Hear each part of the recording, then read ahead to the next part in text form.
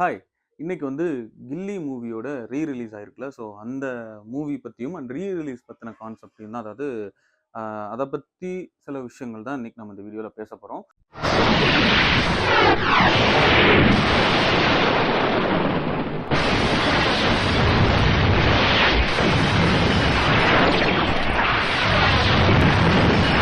So first இந்த release கான்செப்ட்டே நான் தப்பா புரிஞ்சுக்கிட்டேன். என்ன அப்டின்னா, அ இந்த ரிலீஸ் அப்டின்றது இப்ப ஆல்ரெடி நெறைய மூவி நெறையா அதர் லாங்குவேஜ் மூவிஸ்லாம் ஹிட் ஆயிட்டு இருக்கு. தமிழ்ல கொஞ்சம் டவுன் ஆயிட்டு இருக்கிறதுனால, அத காப்பாத்துறதுக்கு ஐ மீன் அந்த ஒரு கம்பேக் குடுக்குறதுக்காக பழைய ஹிட்டான மூவி எல்லாம் திரும்ப பண்றாங்களோ! அப்டின்ற மாரியான ஐடியா தான் எனக்கு இருந்துச்சு. இருந்துச்சு சரிங்களா? நீங்க அத வச்சுட்டு கமெண்ட்ல கழுவி ஊத்தாதீங்க. என்னன்றத நான் முழுசா சொல்லிக்கிறேன். ஸோ இந்த மூவி போய் பார்த்ததுக்கு அப்புறம் தான் எனக்கே தெரிஞ்சது. ஏன்னா, இந்த மூவி நான் சின்ன வயசுலயே நெறைய டைம் நான் பார்த்துருக்கேன். எங்க வீட்ல அந்த சிடி பேக் சைட்ல ஸ்க்ராச்சஸ் அதிகமா இருக்கும். ஏன்னா, அவ்ளோ டைம் அந்த மூவி கில்லி மூவிய நான் அகைன் அண்ட் அகைன் ஏன்னா, அந்த டைம் டிவிடி அப்பதான் வந்துச்சு.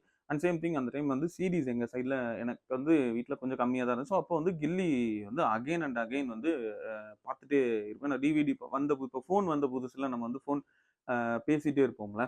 ஸோ அந்த மாதிரி டிவிடி வந்ததும், டிவி, டிவிடி, ரேடியோ இதெல்லாம் வரும்போது அந்த டைம் நம்ம ரொம்ப யூஸ் பண்ணுவோம். ஸோ அப்ப நான் ரொம்ப யூஸ் பண்ணதுலயே அதிகமா பார்த்த மூவி கில்லி தான்.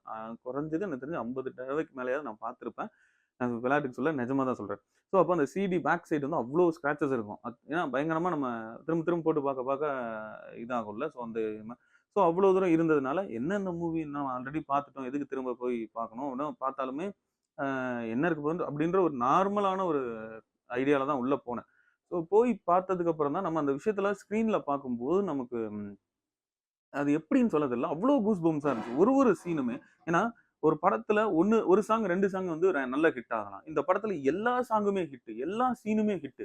அப்படிங்கும்போது ஒரு சீன் கூட வேஸ்ட்டோ இல்ல இந்த சீனுமே இந்த சீன் அவாய்ட் பண்ணியிருக்கலாம். இல்ல இது கொஞ்சம் லேக்கா இருக்கு அப்படின்ற மாரி எல்லாமே கரெக்ட்டா அப்படியே புல் பண்ணி ஒரு கமர்ஷியல் ஹிட் கில்லி மூவி. ஸோ அவ்ளோ கூஸ் பம்ப்ஸ் நமக்கு அந்த தியேட்டர்ல கிடைச்சது. ஸோ அப்புறம் தான் எனக்கே புரிஞ்சது ரிலீஸ் கான்செப்ட்டே வேற. இந்த மாதிரி அது ஹிஸ்டரி என்னன்றது தெரியல. பட் தெரிஞ்சதுன்னா நான் ஒரு வீடியோ மேக் பண்றேன். பட் கான்செப்ட்டே வேற. ஏன்னா வெறும் மணிக்காகவோ, கம்பேக்காகவோ கிடையாது. கம்பேக் எல்லா இண்டஸ்ட்ரியுமே ஒரு ஒரு டைம் கம்பேக் குடுக்கும். இப்போ கேஜிஎஃப் வரும்போது கன்னட இண்டஸ்ட்ரி பூம் ஆச்சு. அப்புறம் ஜெயிலர்ல நம்ம கம்பேக் குடுத்தோம். ஸோ இந்த மாரி ஒரு ஒரு இண்டஸ்ட்ரியுமே கம்பேக் கண்டிப்பா குடுக்கும். பட் இத வச்சு கம்பேக் கிடையாதுன்றது எனக்கு கிளியரா புரிஞ்சுது.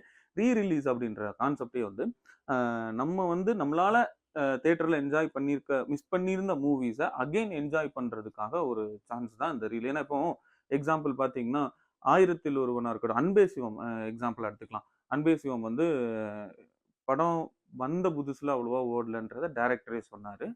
பட் இப்ப அத செலிப்ரேட் பண்றாங்க. ஆயிரத்தில் ஒருவனும் அப்படிதான். வந்த புதுசுல அந்த அளவுக்கு அ ஓடலன்ற மாரி தான் எனக்கு இன்ஃபர்மேஷன் நான் கேள்விப்பட்டேன். பட் இப்போ அந்த படம் ரிலீஸ் ஆச்சுன்னா, அவ்ளோ ஹிட் ஆகும். ஏன்னா, அவ்ளோ நமக்கு அந்த டைம் அதே மாரி விண்ணை தாண்டி வருவாயாவும் தான். வந்த டைம் அந்த அளவுக்கு பூம் ஆகல. அது முடிஞ்சதுக்கு அப்புறம் தான் அந்த படமே அவ்ளோ பூம் ஆச்சு.